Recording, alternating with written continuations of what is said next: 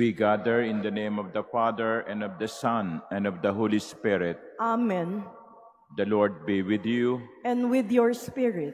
My dear brothers and sisters, coming together as God's family around this Eucharistic table, let us sincerely acknowledge that we are sinful and we need God's pardon and mercy. Lord Jesus, you came to gather the nations into the peace of God's kingdom. Lord, have mercy. Lord, have mercy. Lord Jesus, you come in word and sacrament to strengthen us in holiness. Christ, have mercy. Christ, have mercy. Lord Jesus, you will come again in glory with salvation for your people. Lord, have mercy. Lord, have mercy. May Almighty God have mercy on us, forgive us our sins, and bring us to everlasting life. Amen. Let us pray.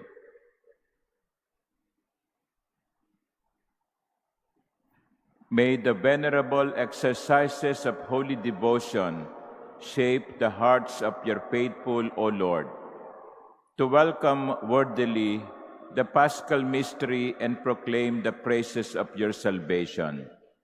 Through our Lord Jesus Christ, your Son, who lives and reigns with you in the unity of the Holy Spirit, God, forever and ever. Amen. Please be seated.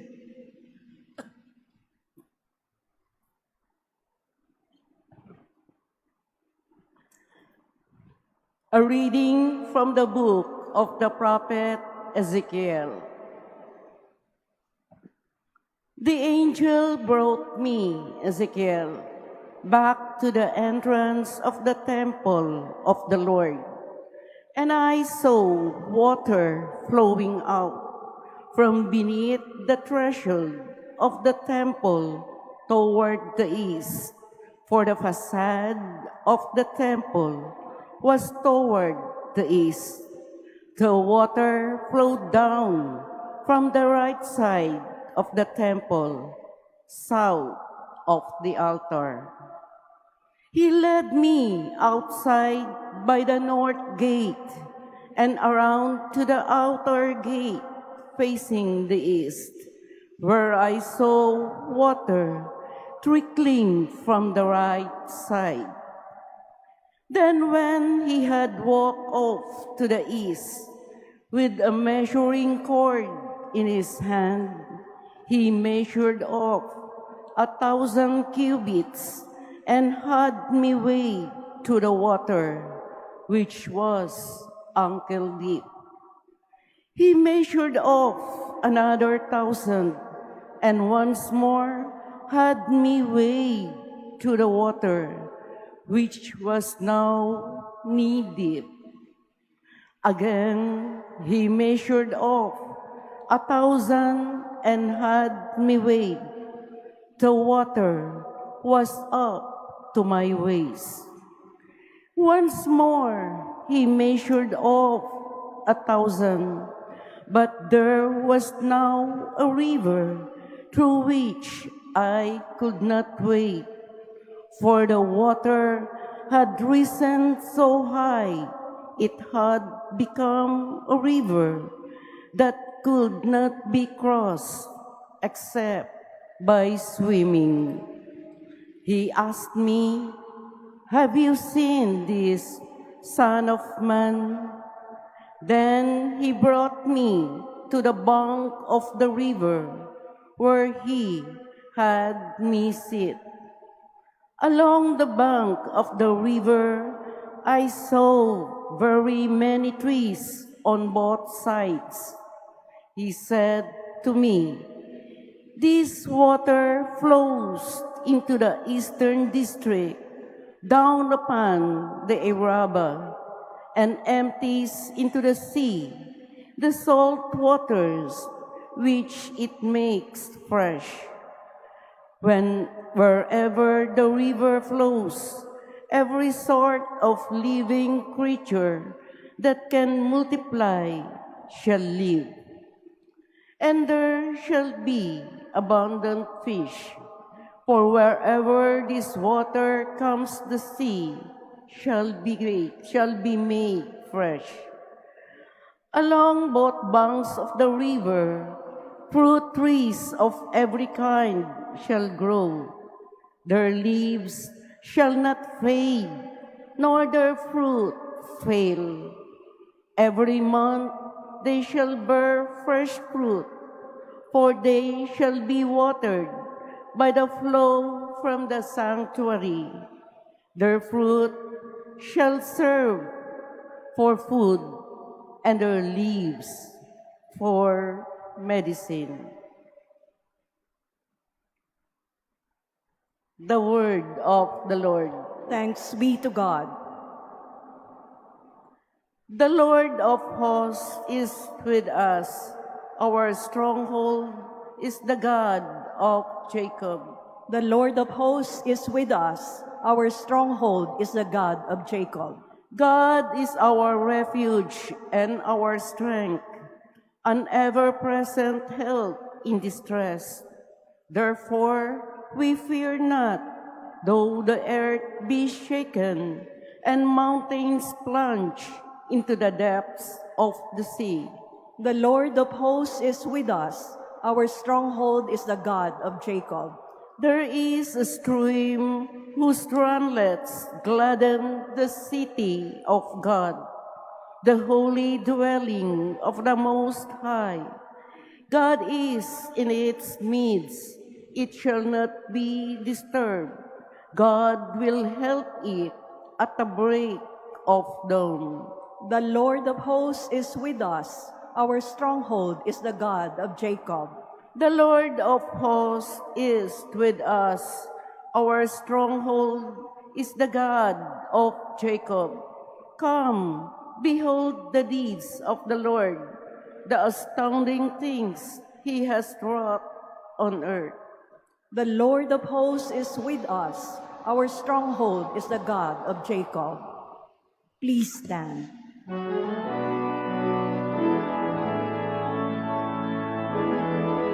Luwalhati at papuri, Panginoong Jesucristo. Luwalhati at papuri, Panginoong Jesucristo. A clean heart create for me, O God. Give me back the joy of your salvation.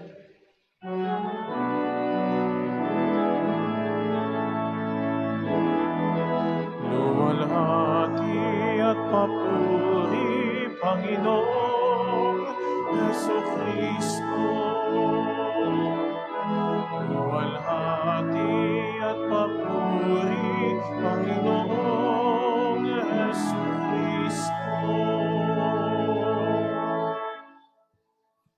The Lord be with you. And with your spirit. A reading from the Holy Gospel according to John. Glory to you, O Lord. There was a feast of the Jews, and Jesus went up to Jerusalem. Now there is in Jerusalem at the sheep gate a pool called in Hebrew Bethesda, with 5 porticos. In these lay a large number of ill, blind, lame, and crippled. One man was there who had been ill for 38 years. When Jesus saw him lying there and knew that he had been ill for a long time, he said to him, "Do you want to be well?" The sick man answered him, "Sir, I have no one to put me into the pool when the water is stirred up. While I am on my way, someone else gets down there before me." Jesus said to him, "Rise, take up your mat and walk." Immediately the man became well, took up his mat, and walked. Now that day was a Sabbath. So the Jews said to the man who was cured, "It is the Sabbath, and it is not lawful for you to carry your mat." He answered them, "The man who made me well told me, 'Take up your mat and walk.'" They asked him, "Who is the man who told you, 'Take it up and walk'?" The man who was healed did not know who it was, for Jesus had slipped away, since there was a crowd there. After this, Jesus found him in the temple area and said to him, "Look, you are well. Do not sin anymore, so that nothing worse may happen to you." The man went and told the Jews that Jesus was the one who had made him well. Therefore, the Jews began to persecute Jesus because he did this on the Sabbath. The Gospel of the Lord. Praise to you, Lord Jesus Christ. Please be seated. Good morning, my dear brothers and sisters. Welcome to the Manila Cathedral and welcome to the first day of April. In the West, today is April Fool's Day. So do not allow yourselves to be fooled or do not fool anyone. Huwag kayong manloko, huwag kayong magpaloko. Lalo na sa eleksyon sa May 12. Huwag kayong magpaloko. Mga ginigili kong kapatid, ang mga pagbasa natin ngayon ay tungkol sa tubig. Ang unang pagbasa ay naglalarawan ng tubig sa templo at ang ebanghelyo ay naglalarawan ng tubig ng Bethesda. Isa ito sa mga pagbasa kung saan tayo ay inaanyayahang unti-unti sa pagdiriwang ng Easter Vigil kung saan ang bagong tubig ng binyag ay babasbasan. So sa makatwid, ang mga pagbasa natin ay nagpapaalaala sa atin ng binyag na ating tinanggap. The water of baptism when we became children of God. But I would like to stress something that is found in the gospel. There was a man who had been ill for 38 years. The first point is this. When Jesus saw him lying there and knew that he had been ill for a long time, he said to him, "Do you want to be well?" The sick man answered him, "Sir, I have no one to put me into the pool." Walang pong naghahatid eh. Wala pong naghahatid sa akin sa tubig. For 38 years, no one has given time to bring him to the pool. Why? Is it because other people also have their own problems to take care of? May kanya-kanya naman tayong problema eh, no? May kanya-kanya naman tayong pinapasan eh. Yung ba ang dahilan kung bakit walang nakialam, walang nagsumikap na dalhin itong may sakit na to sa tubig ng Bethesda? O ito ba'y bunga ng kasakiman? Unahan eh. Unahan. Kapag gumalaw yung tubig, ang sino mang paniniwala nila, ang sino mang makahipo ng tubig ay gagaling. So, each one to his own. Kanya-kanya. Survival of the fittest. Kung mahina ka, bahala ka, pasensya ka. Walang pakialaman. You know, it continues to this day when people do not have concern for each other. Walang pakialaman. Kanya-kanya. Siguro po sa panahong ito ng Kwaresma, itong magandang suriin natin sa ating mga sarili. Meron ba akong pagmamalasakit sa kapwa ko o sarili ko lang ang iniisip ko? Sarili ko lang ang inaalagaan ko. For 38 years, this man has been sick and no one cared enough to bring him to the pool. Wag sana po tayong ganon.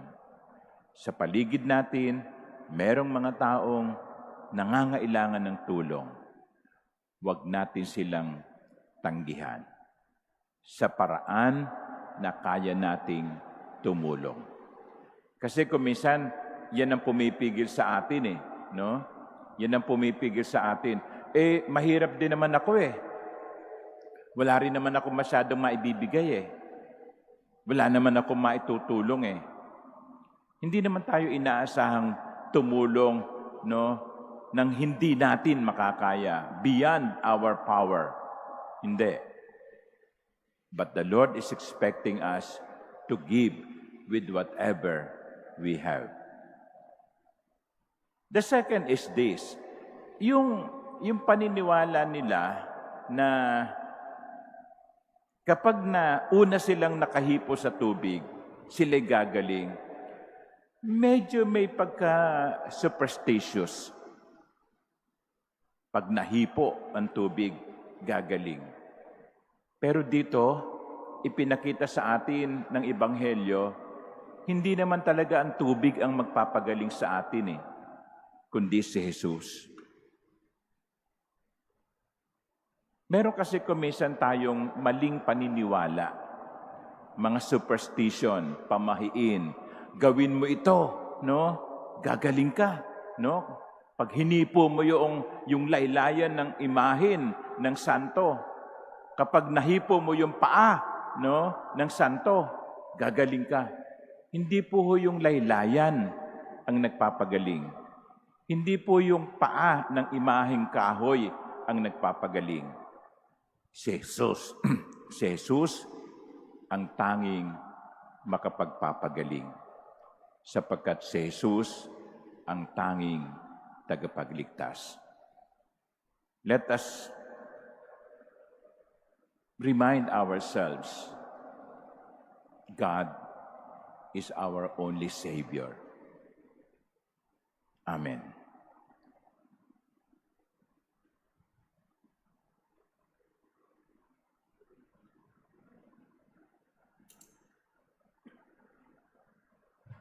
Please stand.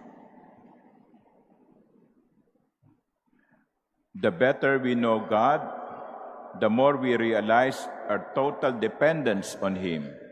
Aware of our limitations, we pray in our helplessness to God the Father. And to every petition, our response would be, Divine Healer, lift us up. Divine Healer, lift us up. That the leaders of the church may give their lives unsparingly in the service of Christ. Let us pray to the Lord. Divine Healer, lift us up. That we may have the generosity of heart to offer ourselves and grow in our need to follow Christ, who is meek and humble of heart. Let us pray to the Lord. Divine Healer, lift us up. That we may have true spirit of humility in our dealings with the poor and the oppressed, and that we may recognize the presence of Christ in them. Let us pray to the Lord. Divine Healer, lift us up. That the sick may find love and support from those who care for them. Let us pray to the Lord. Divine Healer, lift us up. That those who have gone ahead of us may be united with God in His kingdom. Let us pray to the Lord. Divine Healer, lift us up. Lord God, Father of the poor, conscious of our weakness and our pride, hear the request of your needy people. We make this prayer through Christ our Lord. Amen. Please be seated.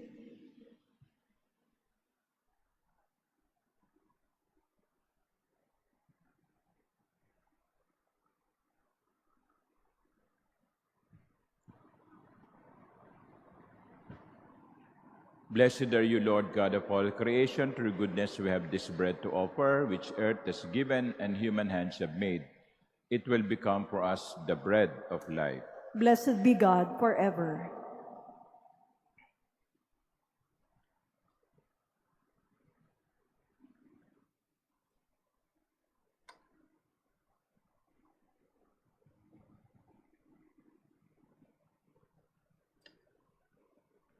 Blessed are you, Lord God of all creation. Through goodness we have this wine to offer, fruit of the vine and work of human hands. It will become our spiritual drink.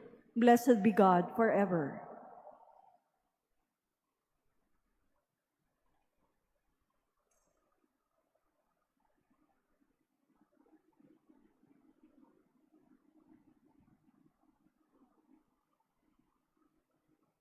Please stand. Pray, my dear sisters and brothers, that my sacrifice and yours may be acceptable to God, the Almighty Father. May the Lord accept the sacrifice at your hands for the praise and glory of his name, for our good and the good of all his holy church. We offer to you, O Lord, these gifts which you yourself have bestowed. May they attest to your care as Creator for this our mortal life, and effect in us the healing that brings us immortality through Christ our Lord. Amen. The Lord be with you. And with your spirit, Lift up your hearts. we lift them up to the Lord. Let us give thanks to the Lord our God. It is right and just. It is truly right and just, our duty and our salvation, always and everywhere to give you thanks, Lord, Holy Father, Almighty and eternal God. For you will that our self-denial should give you thanks, humble our sinful pride, contribute to the feeding of the poor, and so help us imitate you in your kindness. And so we glorify you with countless angels, and with one voice of praise we acclaim. Holy, Holy, holy Lord, God of hosts, heaven and earth are full of your glory. Hosanna in the highest. Blessed is he who comes in the name of the Lord. Hosanna in the highest. Please kneel.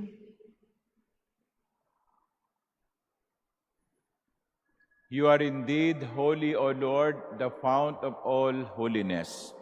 Make holy, therefore, these gifts, we pray, by sending down your Spirit upon them like the dewfall, so that they may become for us the body and blood of our Lord Jesus Christ.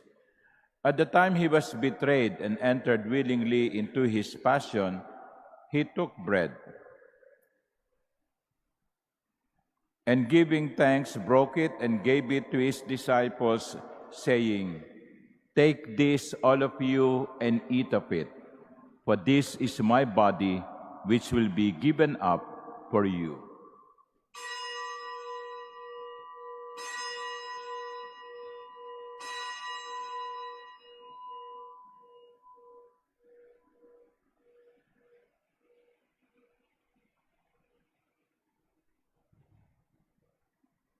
In a similar way, when supper was ended, he took the chalice, and once more giving thanks, he gave it to his disciples, saying, "Take this, all of you, and drink from it.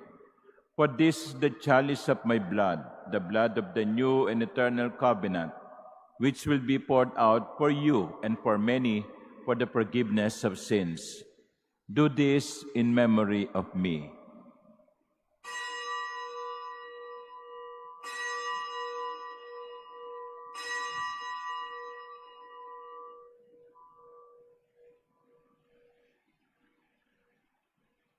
Please stand. The mystery of faith. When we eat this bread and drink this cup, We proclaim your death, O Lord, until you come again. Therefore, as we celebrate the memorial of his death and resurrection, we offer you, Lord, the bread of life and the chalice of salvation, giving thanks that you have held us worthy to be in your presence and minister to you.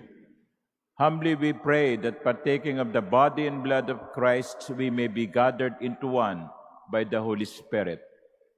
Remember, Lord, your church is spread throughout the world and bring her to the fullness of charity, together with Francis, our Pope, and Jose, our Bishop, and all the clergy. Remember also our brothers and sisters who have fallen asleep in the hope of the resurrection, and all who have died in your mercy. Welcome them into the light of your face. Have mercy on us all, we pray, that with the Blessed Virgin Mary, Mother of God, with blessed Joseph, her spouse, with the blessed apostles and all the saints who have pleased you throughout the ages, we may merit to be co-heirs to eternal life and may praise and glorify you through your Son, Jesus Christ. Through him and with him and in him, O God, Almighty Father, in the unity of the Holy Spirit, all glory and honor is yours forever and ever. Amen. At the Savior's command and formed by divine teaching, we dare to pray. Our Father, Who art in heaven, hallowed be thy name. Thy kingdom come, thy will be done on earth as it is in heaven. Give us this day our daily bread, and forgive us our trespasses, as we forgive those who trespass against us. And lead us not into temptation, but deliver us from evil.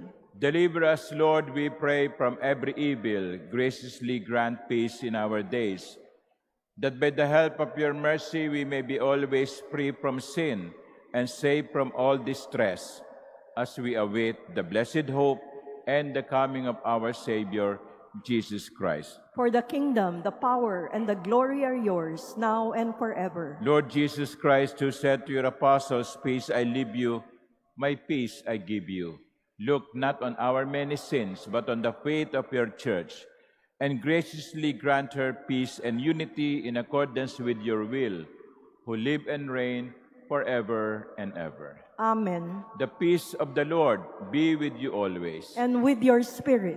Let us offer each other the sign of peace.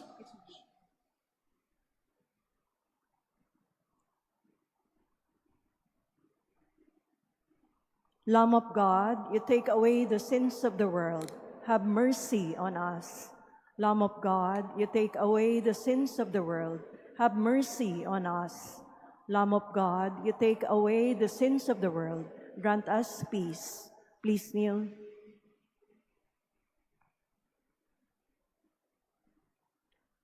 Behold the Lamb of God.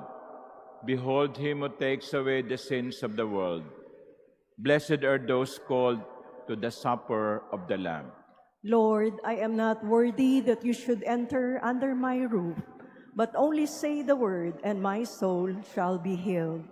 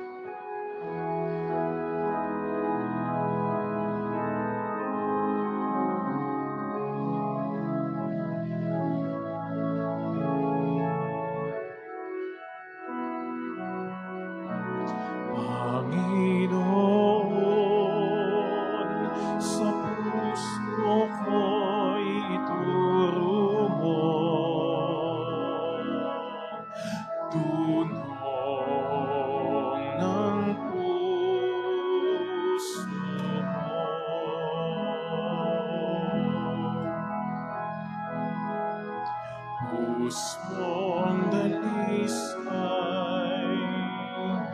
hikain mo sa'kin, sa diwang matatag, sa puso ko'y ihain, sa piling mo, sa tuwi na ako'y ilapit. Diwa mong banal, huwag mong ipagkait. Panginoon,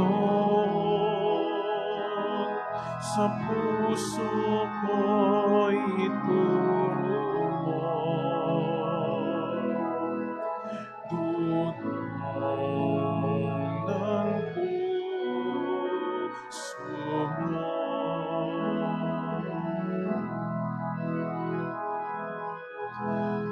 Puso'y gawaran ng kaligtasan, patibayin sa akin dapat na kalooban.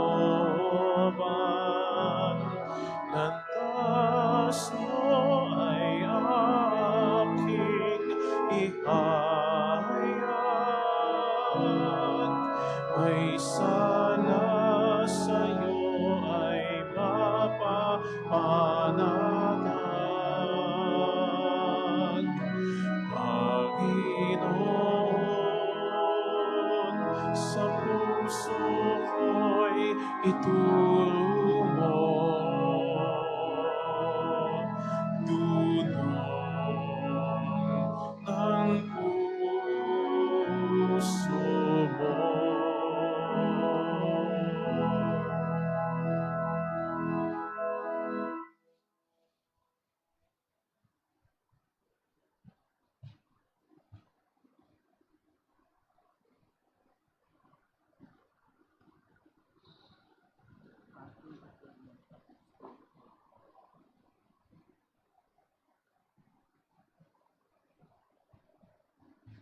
Please stand.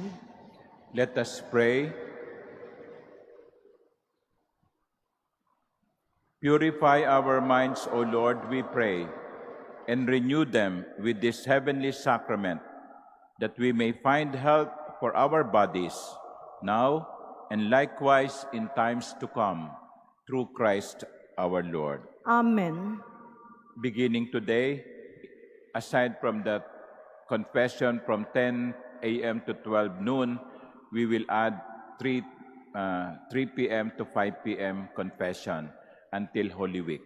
So if you wish to prepare yourselves spiritually for the celebration of Holy Week, you are encouraged or invited to approach the sacrament of reconciliation.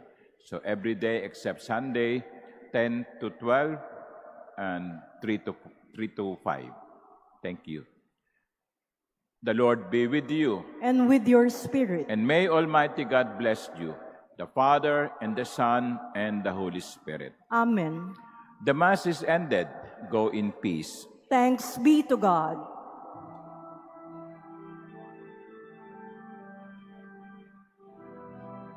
Maria, Reyna ng sanlibutan, nakatanod sa krus ni Jesu Kristo, Panginoon.